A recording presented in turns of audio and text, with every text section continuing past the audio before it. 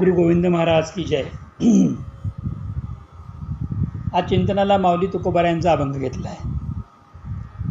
अभंगात महाराज म्हणतात, चिंतनाची जोडी हाची लाभ घडोघडी, तुम्ही बैसोनी अंतरी, मज जागवा मज जागवी निर्धारी, जेथे जेथे जाय मन, आड घाला सुदर्शन, तुम्ही बैसोनी अंतरी, मज जागवी निर्धारी, मज जागवा निर्धारी. तुका म्हणे भोजे, मग मी नाचेन निर्लज्जे, तुम्ही बैसोनी अंतरी, मज जागवा निर्धारी, मज जागवी निर्धारी. दोन्ही शब्द रूढ आहेत म्हणून मी ते शब्द वापरले, जागवा जागवी. हा इतका सुंदर अभंग आहे. या अभंगाचं मूळ रूप लक्षात आलं ना तर आपले डोळे आनंदाने भरून येतात, विस्फारतात असा अभंग आहे. परमार्थाला लागलेला मनुष्य परमार्थ करतो, तो मनापासून परमार्थ करत असतो. परंतु परमार्थाच्या वाटेवरती सगळ्यात मोठी जर गोष्ट कोणती असेल तर आपण नेमके कुठे आहोत हे आपल्याला कधीच कळत नाही. आणि त्यामुळे आपण कुठे आहोत, आपण बरोबर आहोत का, आपण चुकत तर नाही ना, आपल्याला अजून काही करायला हवं आहे का, आपल्याला पुढचं मार्गदर्शन कोण करणार, एखाद्या गोष्टीचा अर्थ काय आहे, याचा अर्थ काय आहे, आज मला हा संकेत मिळाला, या संकेताचा अर्थ काय आहे, हा मनुष्य असं म्हटल्याचा अर्थ काय आहे.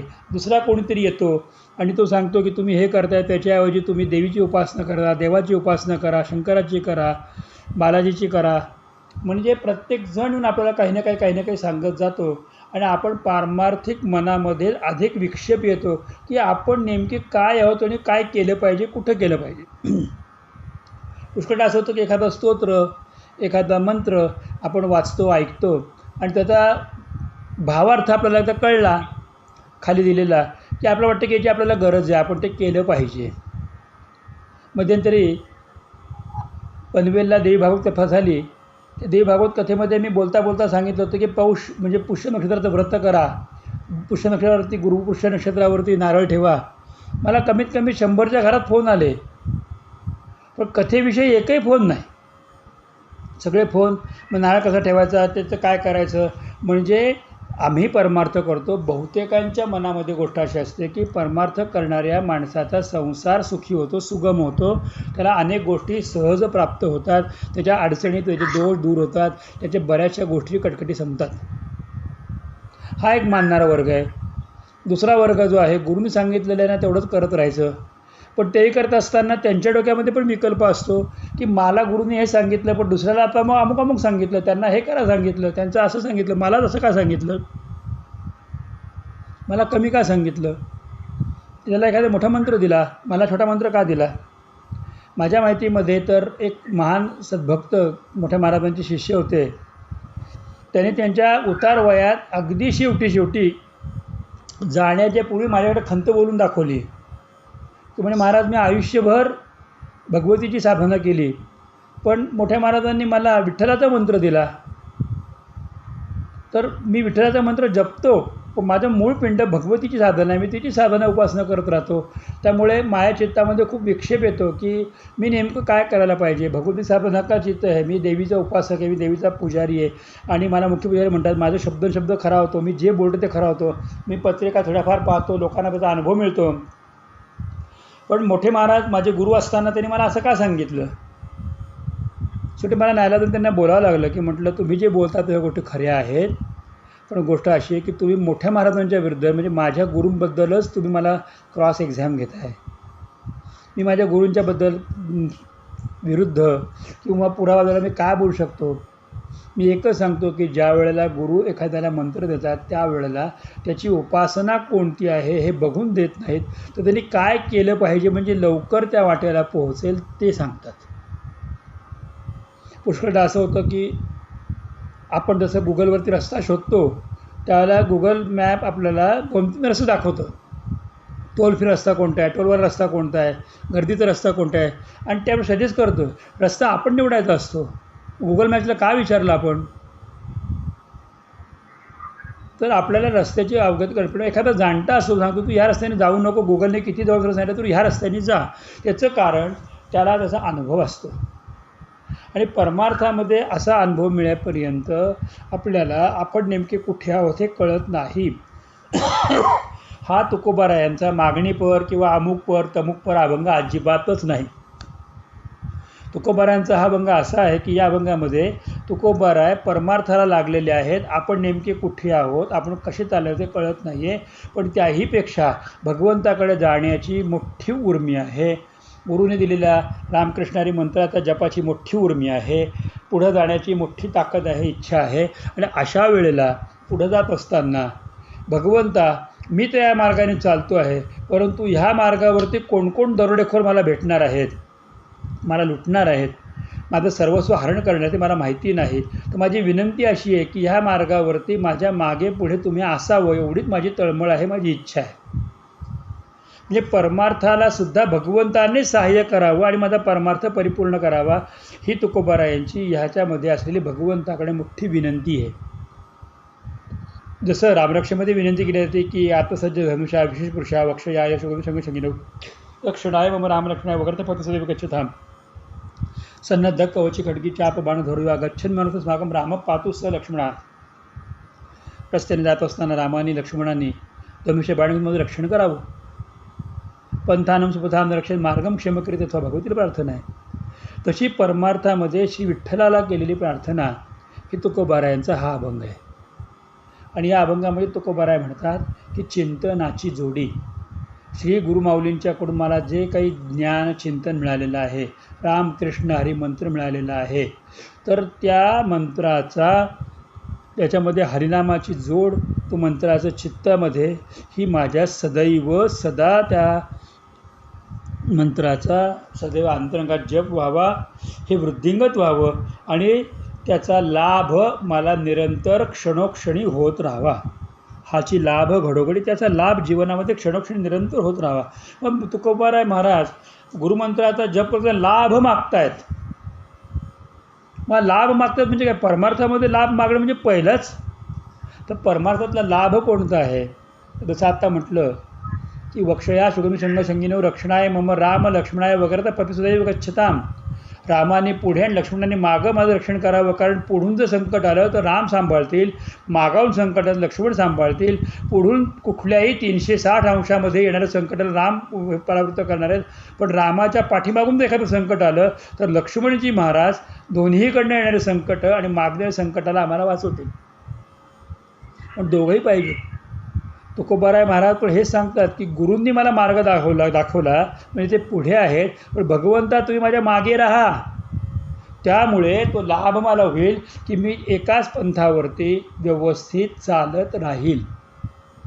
हे कळण्यासाठी मी थोडं उदाहरण होतं. गुरुचरित्र ज्यांनी वाचलं असेल किंवा ऐकलं असेल त्यांना उदाहरण कळेल की काशी यात्रा निरूपणाच्या अध्यायामध्ये गुरुदेवांचा एक शिष्य आहे, तो गुरुना म्हणतो, नृसिंह स्वामी महाराजांना म्हणतो, मला तुमची निरंतर सेवा करायची. म्हणजे ती सोपी नसेल सेवा, म्हणजे किती अवघड असं मी सेवा करीन आणि सोपी नसेल सेवा.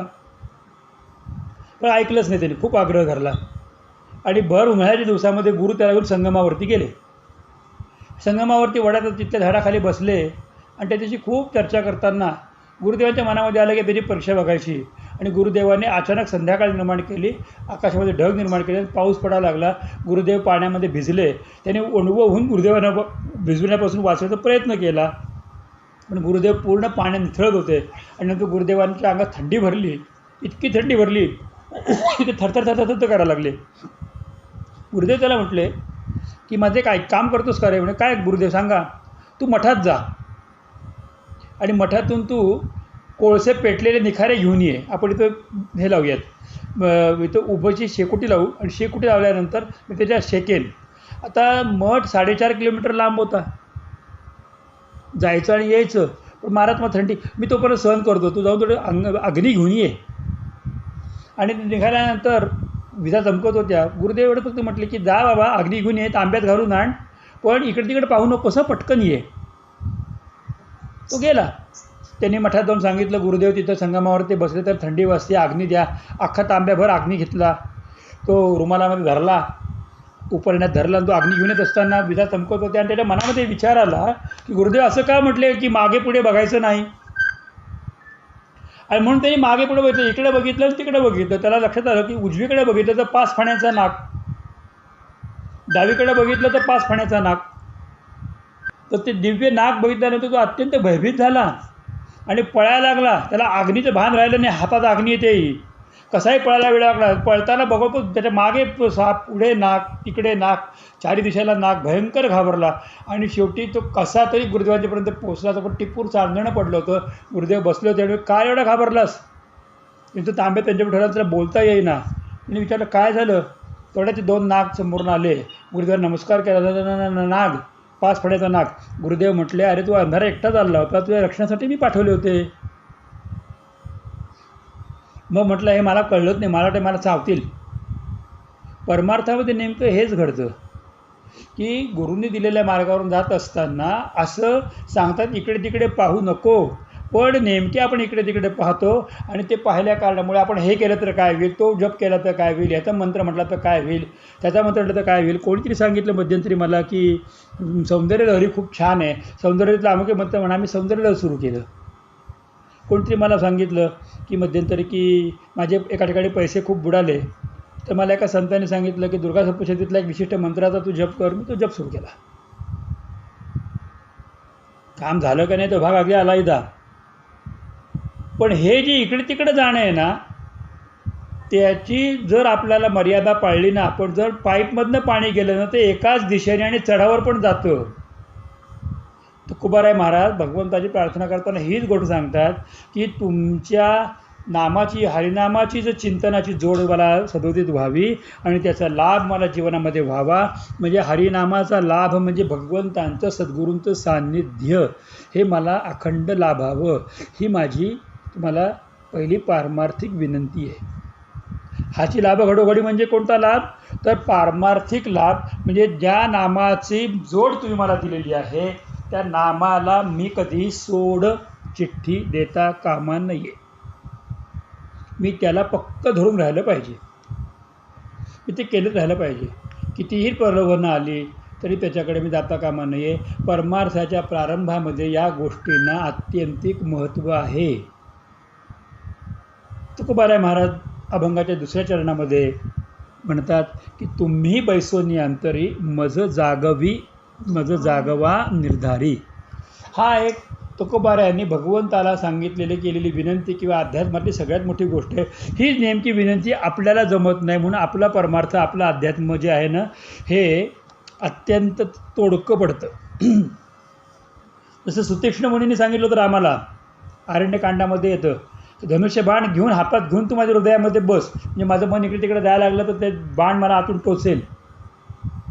तर इथे सांगतात तुकोबाराय महाराज, तुम्ही अंतरंगात बसा. हे भगवंता तुम्ही माझ्या चित्तामध्ये राहा आणि मी केलेल्या हरिनामाच्या चिंतनाचा जो संकल्प आहे सद्गुरूंच्याकडून, हरिनाम जे मी स्वीकारलेलं आहे ते त्याच्याविषयी मी कायम सतर्क राहील, त्याच्याविषयी कायम मी जागृत राहील. ते सोडून मी अन्य इतरत्र भटकणार नाही, ही माझ्यावरती कृपा करा. दुसरी गोष्ट काय मागितली, सगळ्यात मोठी गोष्ट अशी की मी जो संकल्प केलेला आहे, गुरु करणं म्हणजे काय हो नेमकं, गुरुपदेश घेणं म्हणजे काय हो नेमकं. तर गुरूंनी आपल्याला दिलेला संकल्प की आजपासून तुझा रक्षण करता मी, पण तू फक्त एवढंच कर की तुला हे जप दिला, हा जपाचा, ह्या सान्निध्याचा तू लाभ घे. मग हा जो मी निश्चय घेतला आहे, मी गुरूंना काहीतरी अर्पण केलेलं आहे, माझं मन अर्पण केलेलं आहे आणि त्याच्यामध्ये मी गुरूंना बोललेलो आहे की मी असं करीन. हा जो मी संकल्प केला आहे ना, हा संकल्प सिद्ध होण्यासाठी, हरिनामाचा संकल्प सिद्ध होण्यासाठी माझं मन मला सतत सतर्क आणि जागृत राहायला पाहिजे. आणि त्यासाठी भगवंता तुम्ही मला सहाय्यभूत व्हा. माझं मन सतर्क आणि जागृत राहायला पाहिजे. आता सतर्क आणि जागृतमध्ये नेमका काय फरक आहे? तर ज्या वेळेला मनुष्य तर्काचा विचार करतो ना की हे केलं तर काय केलं, तर हे केलं तर काय, जर तर विचार करतो त्यावेळेला त्याच्या मनामध्ये कायम द्वैत येतं. 2 वाटा त्याला दिसतात, कोणाला 3 वाटा दिसतात, कोणाला 10 वाटा दिसतात. पण जो सतर्क आहे ना त्याला फक्त एकच वाट दिसते. इतर ठिकाणून येणारी संकट जी आहेत ती संकट सगळी तो आधी ओळखतो आणि त्या संकटांचं निराकरण करत करत तो पुढे जातो. त्याला सतर्क राहणे म्हणतात. मला माहिती आहे की आज रात्री असं काही घडेल, तर मी त्या दृष्टिकोनातून इतका जागरूक राहतो की त्या रात्री काही घडणारच नाही किंवा घडलं तर मी पूर्णपणे तयार आहे. मी इतरत्र जाणारच नाही. आणि त्यावेळेला मी जो काही करेन तो माझा पराक्रम बघून संकटांना पण वाटेल की अरे बापरे ह्याच्या वाटेला उगाचच गेलो. आपल्याला वाटलं की हा बेसावध असेल. हा बेसावध नाही. तर इथे मज जागवा निर्धारी या उक्तीमध्ये तुकोबाराय महाराज सांगतात की माझ्या सतर्काला तुमची जोड पाहिजे, तुमच्या जागृतीची जोड द्या. जर मी जागृत असेल ना तर काहीही होणार नाही. एखाद्या पूर्वीच्या गावाकडची सांगणं होतं, जुन्या लोकांना माहिती आहे की एखाद्याला जर नाक किंवा जहरी साप चावला तर त्याच्याविषयीचं पहिलं काय करायचं असेल तर त्याला डॉक्टरकडे पोचेपर्यंत, वैद्याकडे पोचेपर्यंत, त्याला मूळ औषध देईपर्यंत एक गोष्ट करावी लागते. ती गोष्ट म्हणजे त्या माणसाचे डोळे मिटता कामा नये, त्याला झोप येता कामा नये, त्याला सारखं जागं ठेवलं पाहिजे, त्याला चावलं पाहिजे, टोचलं पाहिजे, बोललं पाहिजे, त्याच्या पायात रक्त जरी काढलं तर त्याला जागं ठेवायचं. तो जर झोपला तर तो कधी उठत नाही. परमार्थात जर झोपला तो पुन्हा कधीही उठत नाही. अध्यात्मामध्ये जर गाफील आहे तर कधीही उठत नाही. तर ससा आणि कासवाची चर्यत आहे ही. याच्यामध्ये ससा हा नेहमी हरतोच. आजही ससा कधीही आजपर्यंत जिंकलेला नाही. तर मला सतर्क ठेवण्याचं काम आणि जागृत ठेवण्याचं काम हे भगवंता कृपया आपण करा. कारण सद्गुरू माझे पुढे आहेत, त्यांनी मला नामाची जोड दिलेली आहे. पण मी इकडे तिकडे जाता कामा नये.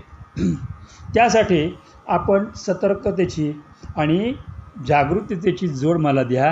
हे भगवंता, ती माझ्या चित्तामध्ये राहून मी केलेल्या हरिनाम चिंतनाची जोड, संकल्प याविषयीचं मन माझं सतत सतर्क आणि जागृत ठेवा. आता असं होतं की हरिनाम सद्गुरूंनी दिलं, कालांतर ते नाम विसरलं जातं आणि आपण भलतंच काहीतरी करत बसतो.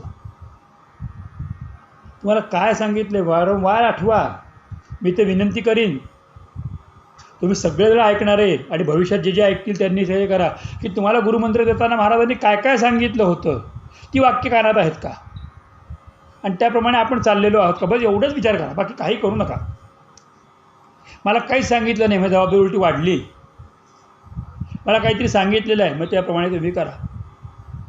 जागरूक होऊन ते करा. परमार्थ हा अत्यंत सतर्कतेचा आणि जागरूकतेचा आहे. असं कोणी म्हटलं मी परमार्थ करतो, हे परमार्थ नाही, ते वेश्येचं आहेवपण आहे. वेश्या अनेकांबरोबर भोग घेते आणि मी सौभाग्यवती म्हणते तसं होईल. तर जागृतता आणि सतर्कता म्हणजे हा एक गोष्ट आहे की ज्याच्यामध्ये सद्गुरूंनी किंबहुना परमार्थाची वाट आपल्याला ज्यांनी दाखवली त्याच वाटेवरनं आपण जाणे आणि ती वाट कधीही न सोडणे. एक छोटासा गोष्ट सांगतो याच्यावर्षी. गुरुचरित्रामध्येच एक शबराचा अध्याय येतो. एक राजपुत्र शिकारीला जात असतो आणि शिकारीला बरोबर शबराला म्हणजे भिल्लाच्या मुलाला बरोबर घेतो आणि ते शिकारीला खोल अरण्यामध्ये जातात. पण तिथे काही शिकार मिळत नाही. पण तेवढ्यात राजपुत्र पडतो आणि पडता त्याच्या पायाला दगड लागतो.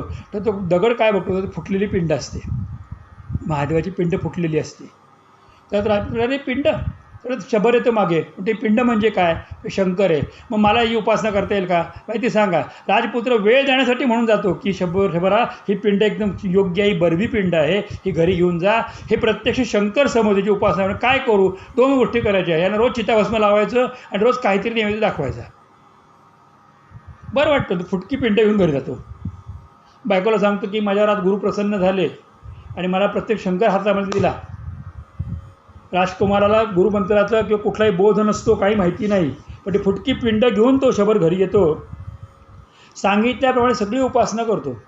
पण एक दिवशी भगवान शंकर परीक्षा पाहायची म्हणून पंचक्रोशामध्ये आजूबाजूच्या 10 ते 25 गावामध्ये एकही प्रेत जळत नाही त्या दिवशी. त्यामुळे त्याला चिताभस्म काही मिळत नाही. काय करावं कळत नाही. शेवटी तो म्हणतो आता मी स्वतःला जाळून घेतो, माझं भस्म बायकोला तू लाव. बायको म्हणते कशाला, मला जाळा की. अरे म्हणजे तू लोकांची पोर आहेस, म्हणजे तुम्हाला माझ्या बापाने अर्पण केलेलं आहे. शेवटी ते एकमेकाची पुष्कळ गोष्ट आहे ती. शेवटी तो म्हणतो ठीक आहे आणि तो आपल्या झोपडीमध्ये बायकोला ठेवतो. झोपडीत लाकडा असा देतो पेटवून. झोपडी पेटून इकडे शंकराची उपासना सुंदर करतो आणि उपासनानंतर ते चिताभस्म घेतो, शंकराच्या पिंडीला वाहतो आणि त्याच्यानंतर नैवेद्य दाखवायची आठवण येते. म्हणजे हाक मारतो बायकोला, नैवेद्य घेऊन ये. आणि ती बायको नैवेद्य घेऊन बाहेर येते फळं घेऊन. आणि ती फळं देवाला अर्पण केल्यानंतर तू कशी काय आलीस, तुम्ही जाळलं होतं. त्याला ते पिंड फुटकीच होती. त्यातून शंकर भगवान प्रकट झाले. ते म्हटले की काय सांगितलं याला महत्त्व होतं. पिंड चांगली होती का ते ज्योतिर्लिंग होतं याला महत्त्व नव्हतं. गुरुने सांगितले फुटकी पिंड शंकर आहे, तू विश्वास ठेवलास. आणि बायकोला विचारलं तुला कसं वाटलं. बायको म्हणते मला वाटलं की गार झोप लागली होती, गार वाटत होतं आणि तुम्ही उबदार ऊब मला निर्माण करून दिली, तुम्ही हाक मारली, मी जागी झाले. भगवान शंकरांनी दोघांवरती कृपा केली. तेव्हापासून वरदान दिलं की शंकरांचा प्रसाद सर्व खाण्याचा अधिकार फक्त भिल्ल समाजाला आहे. त्यापुढे येणारं सगळं खायला त्यांना परवानगी आहे. त्याच्यामुळे भागवतामध्ये पण बघतो आपण अंबरीशाच्या पूर्वकथेमध्ये की शबराने म्हणजे भिल्लांनी येऊन त्याच्या वडिलांचा मार्ग अडवला होता. तुझ्या वडिलांना विचार की यज्ञात उरलेलं कोणाचं आहे, तो भिल्लरूपातच आला होता. हा खरा सगळा भाग आहे की तुम्ही काय करताय यापेक्षा गुरुवचनावरती तुम्ही किती स्थिर आहात हे अत्यंत महत्त्वाचं आहे. की तुम्हाला दिलेल्या वचनावर तुम्ही किती पालन करता. आणि ते वचन मला पालन होण्यासाठी म्हणून हे भगवंता तुमच्या चरणी माझी प्रार्थना आहे की तुम्ही बैसोनी अंतर तुम्ही आत बसा, मज जागवा निर्धारी. मी घेतलेल्या संकल्पाला मला कायम जागृत ठेवा, सतर्क ठेवा. किंबहुना मला तुम्ही जागृत सतर्क करून अध्यात्माच्या वाटेवरती घेऊन चाला. तिसऱ्या चरणामध्ये तुकोबाराय आपल्या स्वतःची न्यूनता सांगतात. जेथे जेथे जाय मन. शेवटी अध्यात्मामध्ये मन जे आहे ते भयंकर त्रास देतं. किंबहुना मन ज्या इंद्रियात जातं त्या इंद्रियाला त्या गोष्टी कळतात. मी तुम्हाला सांगतो, जर तुमचं मन डोळ्यामध्ये असेल तर तुम्ही काय वाचताय ते तुम्हाला कळेल. तुमचं मन कानामध्ये जाईल तेव्हा तुम्हाला कोण काय बोलते ते कळेल. तुमचं मन हातामध्ये येईल तेव्हा तुम्ही हाताने वाटेल ती कला करू शकता. तुमचं मन ज्या पायामध्ये येईल तेव्हा तुम्ही मैलोन मैल चालत जाऊ शकता. तुमचं मन भोजनामध्ये येईल तेव्हा तुम्ही खाता त्याला चव येते. तुमचं मन तहाण्यात जाईल तेव्हा तुम्हाला पाणी पिते. तुमचं मन विषयात जाईल तेव्हा तुम्हाला विषयाची गोडी उत्पन्न होते, नाहीतर विषय भोगताही येत नाहीत. हे झालं इंद्रियांचं. अध्यात्मातही असंच आहे की तुम्ही ज्या चक्रावरती आपलं मन स्थिर कराल ते चक्र प्रकट स्थिर होतं, जागृत होतं. तसं भगवंतापाशी गेल्यानंतर जर तुमचं मन भगवंताशी एकरूप झालं तरच तुम्हाला समोर तो भगवंत पांडुरंग किंवा तुमचा देव उभा दिसतो. पण गुरूंच्याकडे गेल्यानंतर पण आपल्या मनामध्ये द्वैत आलं की महाराज याच्याशी बोलताना कसं बोलतात आणि आपल्याशी बोलताना कसं बोलतात. बरं नक्की सांगतो तुला, ते माझ्याशी बोलत असताना ना महाराज नेमका भेद करणारच. तुझ्या नशिबाला तेच येणार आहे. कारण तुझ्या मनामध्ये संकल्प विकल्पाची फार मोठी दरी पडली.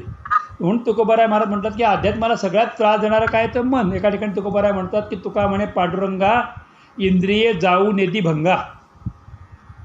मला मदत करा, या मनाला सांभाळावं पहिल्यांदा. तर जेथे जेथे जाय मन आड घाला सुदर्शन. त्या मनाच्या पुढे आडवायला सुदर्शन पाठवा. कारण मगाशी आपण सांगितल्याप्रमाणे, मनोज बोलल्याप्रमाणे सगळ्यात जास्त वेग मनाचा आहे.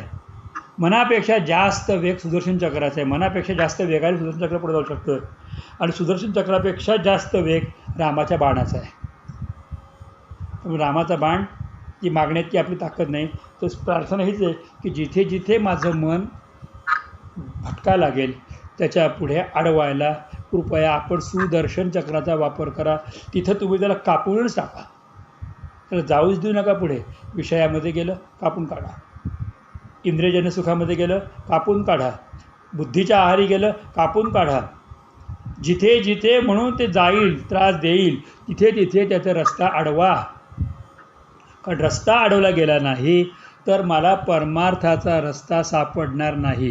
या तिसऱ्या चरणामध्ये फार मोठी गोष्ट आहे की माझं चित्त ज्या ज्या विषयांकडे जाईल त्या त्या ठिकाणी त्या सुदर्शन चक्राला पाठवून त्या त्या विषयांना तुम्ही तिथल्या तिथे थांबवा, पुढे जाऊ देऊ नका. फार महत्त्वाची गोष्ट आहे. पुढे जाऊ देऊ नका. त्या विषयांना तिथेच मर्यादा घाला. जर त्या मर्यादा घातल्या गेल्या नाहीत तर तेच विषय नंतर भयानक रूप धारण करतात आणि ते विषय नंतर त्या माणसाला खाऊन टाकतात, त्या साधकालाच खाऊन टाकतात. जर वेळेवरती विचार थांबवला गेला नाही तर ते विचार आपल्याला नैराश्याकडे घेऊन जातात, निगेटिव्हिटीकडे घेऊन जातात, नकारात्मक दिशेने घेऊन जातात आणि ते विचार त्या माणसाला शेवटी मृत्यूकडेही घेऊन जातात, संपवून टाकतात, अख्खं आयुष्य वाया जातं. एखाद्याच्याबद्दल आपल्या मनात वाईट विचार आले ना तर चांगले एकही विचार येतच नाहीत. एखाद्याच्याबद्दल आपल्या मनामध्ये कुठल्याही प्रकारचं चिंतन सुरू होतं त्याच्यावर बाहेर पडू शकतच नाही. अंधविश्वास, आंधळेपणा ठेवणे किंवा एखाद्याविषयी वाईट विचार करणे, ह्यातून बाहेर पडता येत नाही. ही भगवंता तुम्ही ते करा की इकडे तिकडे जाऊ देऊ नका ना मन. मला त्या चिंतनाचा लाभ होऊ द्यात की ज्या चिंतनामध्ये मी माझ्या सद्गुरूंनी दिलेल्या मंत्राचा, सांगितलेल्या मार्गाचाच आचरण मी करत राहीन. मग तुम्ही सुदर्शन चक्र आड घाला. आणि सुदर्शन चक्राच्या पुढे जसं एकही राक्षस टिकला नाही, तसं सुदर्शन चक्रापुढे माझ्या मनातले विषय काय टिकतील. जिथे राक्षसांची तुम्ही वाट लावली तिथं मनाची वाट लावायला काय वेळ लागतो आहे.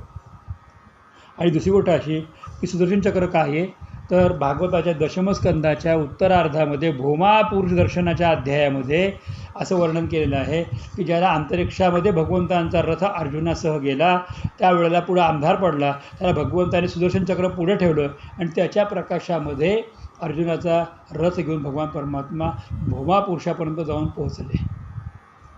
मग सुदर्शन चक्र जर पुढं असेल, तर सुदर्शन जर पुढं असेल, तर कालचक्रावरती आम्हाला विजय मिळवता येतो, काळावरती आम्हाला विजय प्राप्त करता येतो. म्हणून जेथे जेथे जाय मन आड घाला सुदर्शन. ज्ञानेश्वर तुकोबाराय महाराज या अभंगाच्या 4थ्या चरणामध्ये एक फार छान सांगतात. याचा मला लाभ काय होईल, या सगळ्याचं मी तुम्हाला प्रार्थना दिली, मला लाभ काय होईल. माझ्या लाभाचं सांगतो. चिंतनाची जोडी मला होईल, सद्गुरूंच्या मार्गावरती जाईल, तुम्ही आतमध्ये बसाल, त्यामुळे मी जागृत राहील, माझ्या मनावरती निर्धार राहील. समजा त्यातूनही माझं मन इकडे तिकडे गेलं तर सुदर्शन चक्रांती म्हणजे अडवणार आहात. या सगळ्यामुळे होणारे काय, तर तुकाराम महाराज म्हणतात की मी हरिनामाच्या चिंतनामध्ये मी आनंदून जाईल. सगळ्यात मोठा लाभ कोणता, की हरिनामाचं चिंतन करेल. हरिनामाचं चिंतन म्हणजे काय, की जे माझ्या श्रीगुरूंना अपेक्षित आहेत त्या कृती माझ्या हातून घडतील. भोजे म्हणजे अपेक्षित, सद्गुरूंना अपेक्षित असं वर्तन माझ्या हातून घडेल. ते आपण भोज्याला शिवून आलो. भोज्जा म्हणजे काय, तर अंतिम रेषा, तिथपर्यंत जाऊन मी आलो. अंतिम रेषा काय आहे, तर सद्गुरूंची कृपा हे अंतिम काय आहे, तर भगवंतांची प्राप्ती. ते हरिनाम चित्तामध्ये आल्या कारणामुळे मी आनंदून जाईल. हे प्रभो, माझ्यावरती अशी कृपा होईल की मी त्यावेळेला लाज रहित होऊन, निर्लज्ज होऊन, ज्याप्रमाणे लज्जा काय येते, लज्जा कोणाला आहे. मला एक सांगा की 5-6 वर्षापर्यंत मुलाला लज्जा असते. आंघोळ करताना नागडं झालं, फिरताना नागडं फिरलं, त्याला काय लाज वाटते, त्याला कसलीही लाज नाही. पुढं अय्या ओ ओ ओ ओ आपण त्याला केलं, नंगू नंगू नंगू, तर ते अजून नाचायला लागतं. त्याचं कारण काय आहे, की त्याचा अर्थ त्याला कळत नाही, हे कारण आहे. पण त्यापेक्षा महत्त्वाचं कारण काय आहे, की त्यांनी लाजेला अजूनही ओळखलेलं नाही. ज्यावेळेला मनुष्याची ही लाज म्हणजे भीड, म्हणजे समाजाकडे पाहण्याची वृत्ती, म्हणजेच कोण काय म्हणतं आहे हे ऐकण्याची वृत्ती जोपर्यंत आहे ना, तोपर्यंत परमार्थ होत नाही. मी परमार्थ करत असताना कोण काय म्हणतं आहे ह्याच्याकडे मी बघायचं नाही, मी फक्त माझ्या मार्गावर चालत राहायचं आहे. मग अशा तऱ्हेने मी चाललो तर तुका म्हणे भोजे असं चाललं तर मग मी नाचेन निर्लज्जे. मग मी निर्लज्जासारखा थय थय थय थय नाचायला लागेन, की ज्याच्यामध्ये मला कोणाचीही भीती नाही. बघा, लहान मुलांना अजिबात लाज वाटत नाही, आणि विशिष्ट वय होऊन गेल्यानंतर कोण स्त्री किंवा पुरुषाला लाज वाटत नाही. मग कोणी उघडं बघा, नागडं बघा, लिंग बघा, अवयव बघा, त्यांना काही त्याचं वाटत नाही. त्यांचे लक्ष फक्त परमार्थ किंवा वरती लागलेलं असतं.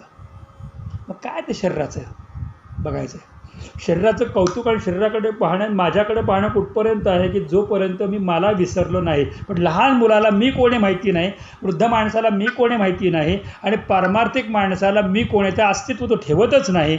त्यामुळे तो निर्लज्ज होऊन नाचू शकतो. तो इतका नाचतो, इतका सुंदर नाचतो, की ज्याप्रमाणे आकाशातून पडणारं पाऊस, तो कसा नाचतो त्याचं उदाहरण सांगतोय. तो नाचतो कसा, तर आकाशातून पडणाऱ्या जलधारा खरं तर सरळ खाली येणार असतात, पण जर त्याला हवा लागली तर त्या लहरी होऊन इतकं छान इकडून तिकडून इकडून तिकडून ते पाणी पडतं. त्या लहरीचं जे नाचणं आहे ना, ते नाचणं, लहरीचं नाचणं बघून मोराला खूप आनंद होतो. मोर थाय थाय थोई थैतेने थुई थुई थुई थुई नाचायला लागतो. थुई थुई थुई, थय थय नाही, तो थुई थुई थुई थुई नाचायला लागतो. तोही आपला पैसा फुलवतो. कारण ते पाणी पडताना कसं एकदा असं येतं, एकदा असं, कारण ते वाऱ्यावरती अत्यंत सुंदर नृत्य करावं लागतं पाणी. पण पडणाऱ्या पावसात वारं सुटावं मग जे नृत्य आहे ना, तसं संसाराचं वारं किती सुडो, पण भगवंताकडं जाणारं ते सुंदर असं अंतःकरणातल्या नेत्रातलं पाणी जेव्हा कोसळायला लागतं, त्यावेळेला ते संसाराचं वाऱ्याने ते पाणी ना इकडं ना तिकडं जरी जर घाललेलं दिसलं तरी ते पाणी तिथेच पडतं की त्या परमेश्वराची, त्या सद्गुरूंची 2 चरणकमलं आहेत.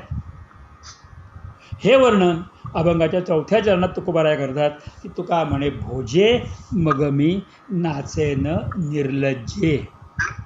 या अभंगातला फार मोठा भाग कोणता आहे तर परमार्थ सिद्ध होईपर्यंत साधकांनी काय करावं त्याच्याबद्दल तुकोबारायांचं मार्गदर्शन आहे. मी परमार्थात कुठे आहे ते मला माहिती नाही, मला परमार्थातून किती चालायचं आहे मला माहिती नाही, देव मला कधी भेटणार याच्याविषयी माहिती नाही, मी परमात्म्याला बघितलेलं नाही, पण मी एक गोष्ट सद्गुरूंना बघितलेलं आहे, त्यांच्याकडून हरिनाम घेतलेलं आहे, त्या हरिनामाच्या कानातून हृदयात गेलेलं आहे, त्याची जोड मी चित्तामध्ये ठेवीन आणि त्याचं चिंतन मी करत राहीन. त्याच्यामुळे मला लाभ घडोघडी होणार आहे की भगवंतांचे सान्निध्य मला लाभेल.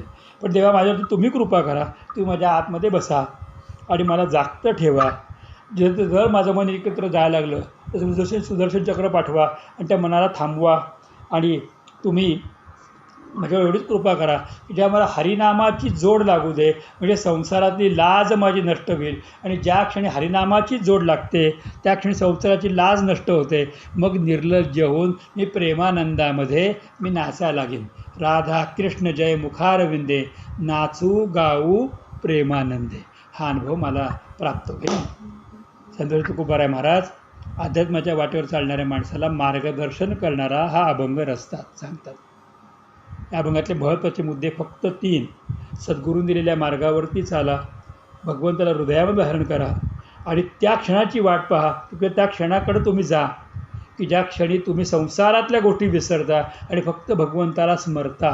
ज्या क्षणी संसारातल्या गोष्टी विसरता येतात आणि भगवंताला स्मरता येतं त्यावेळेला आपोआपच आनंदाने उन्मनी साधली अवस्था प्राप्त होते. रामकृष्णाने उन्मनी साधली ते असे लादिली सकळ सिद्धी त्या अवस्था प्राप्त होते. त्याचं वर्णन करताना तुका म्हणे भोजे मग मी नाचेन निर्लज्जे या अवस्था प्राप्त होते. एकादश स्कंदामध्ये कवी हरी अंतरिक्ष नवनाथांचं वर्णन करत असताना कवी कमी शब्दामध्ये सर्व आशय देणारा.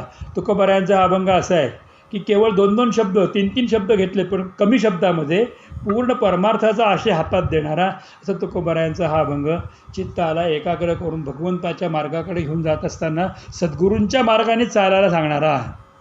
त्या अभंगाला, त्या शब्दांना, त्या संत वचनांना मी प्रेमपूर्वक नमस्कार करतो आणि त्याचा अंगीकार करतो. गोपाल कृष्ण भगवान की जय. तत्सत सद्गुरुचरणार्पितमस्तु. जय श्री कृष्ण.